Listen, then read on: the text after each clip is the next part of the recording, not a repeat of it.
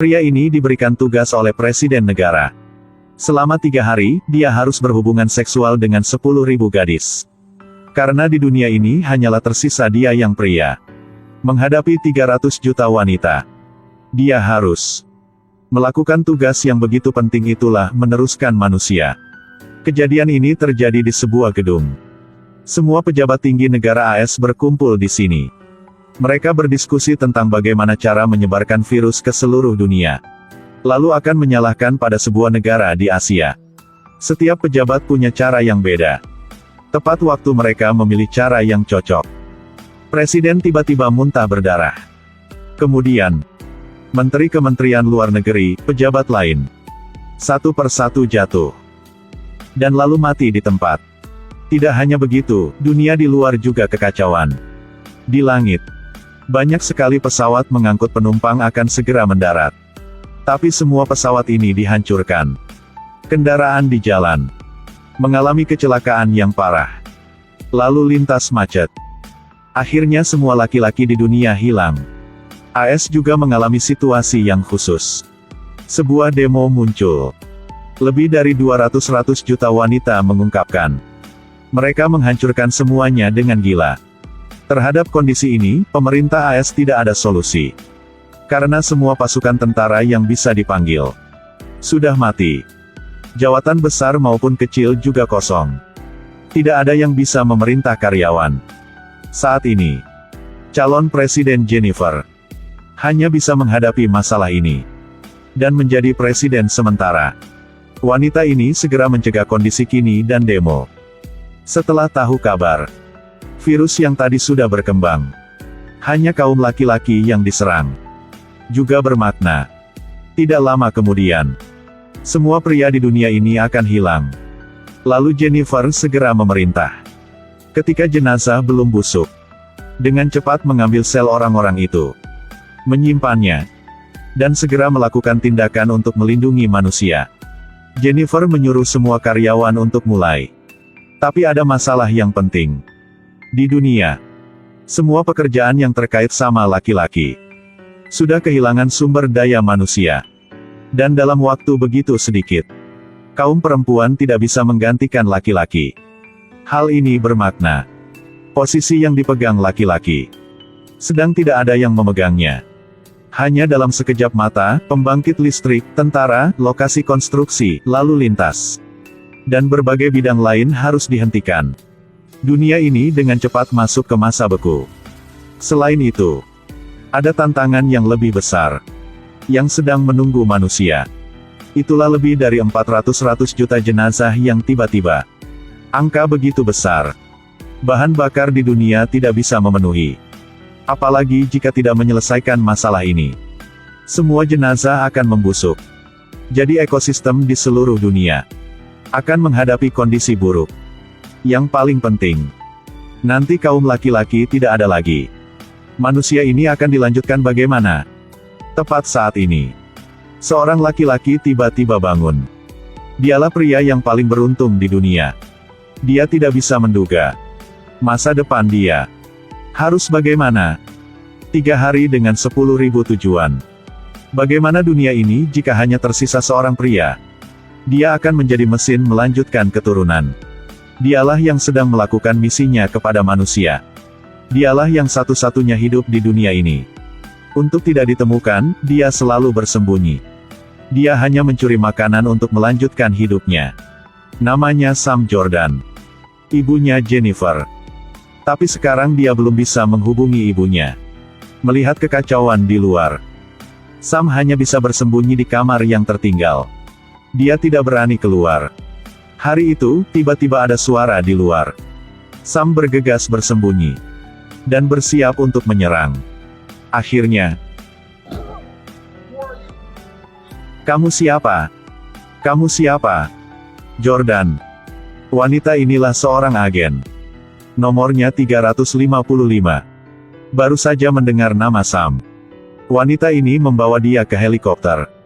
Lalu membawanya ke rumah putih. Yang menunggu Sam adalah Presiden Jennifer. Sam tidak bisa bayangkan. Setelah dunia ini kehilangan kaum laki-laki, ibunya menjadi Presiden AS. Sam sangat senang. Melihat anak, Jennifer juga senang. Tapi dia tidak bisa tersenyum. Karena setelah hari hancuran, semua wanita di dunia kehilangan suami, anak laki-laki, ayah, dan kerabat yang kaum laki-laki. Mereka memang sangat menderita. Dan tidak bisa melepaskan rasa ini. Tapi hanyalah anak laki-laki Jennifer tetap hidup. Jika mereka tahu, lalu bagaimana? Jika federal mengetahui lalu bagaimana? Calon presiden akan bergegas mulai. Mereka akan melakukan apa? Tidak lama kemudian, rencana yang gelap terkait posisi presiden akan mengaruhi seluruh AS. Jadi, untuk melindungi posisi presiden ibunya, dan juga melindungi hidup Sam, mereka tidak membiarkan siapapun yang tahu kabar tentang Sam. Harus membawa Sam ke tempat aman. Tempat yang dipercayai Jennifer. Itulah tempat tinggal ahli peneliti. Tidak hanya bisa bersembunyi, tetapi juga bisa bersandar penelitian Sam. Untuk mencari cara menyelamatkan manusia yang bertugas melindungi Sam. Itulah agen nomor 355. Dengan cepat, kedua helikopter sudah berangkat di malam. Tapi baru sampai setengah jalan, kecelakaan terjadi. Sebuah helikopter meledak di langit. Hanya dalam sekejap mata, kedua pilot juga mati. Ternyata inilah 355 yang membuat dia sudah memahami. Bagi masalah ini, semakin dikit orang yang tahu, semakin bagus bagi semuanya.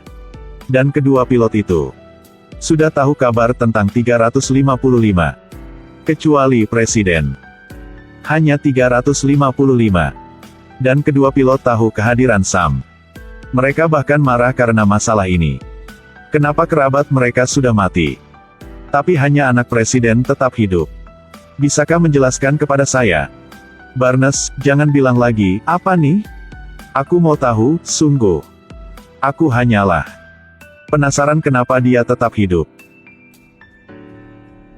Kenapa hanya dia? Jika semua kaum laki-laki mati, dunia ini akan bagaimana? Hanya dalam sekejap mata. Seluruh dunia ada lebih dari 400 juta jenazah. Negara-negara mulai dimatikan listrik tanpa waktu. Jika itulah posisi kaum laki-laki, tidak ada sumber daya manusia. Karena semua kaum ini sudah mati. Jadi Jennifer setuju menjadi presiden AS. Tapi dengan cepat, tamu yang tidak diundang hadir di Rumah Putih. Itulah penerus posisi presiden di masa jabatan baru. Juga orang yang disahkan untuk menerima posisi ini Regina. Tapi saat ini jabatan presiden sudah dipegang Jennifer. Karena Regina terluka. Dan hanya baru bangun kembali di rumah sakit. Meski tidak mau menyambut Regina. Tapi Jennifer masih berpura-pura menyambutnya dengan senang.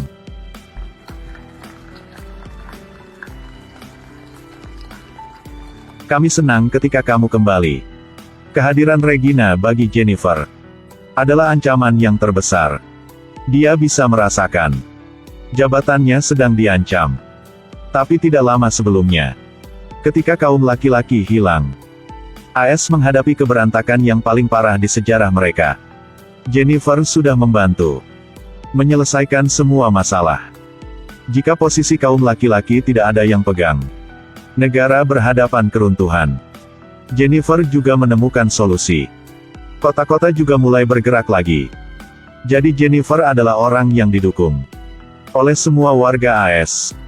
Jennifer diterima oleh warga. Jika sekarang menggantikan presiden, kekacauan akan terjadi. Negara akan jatuh ke kepanikan lagi.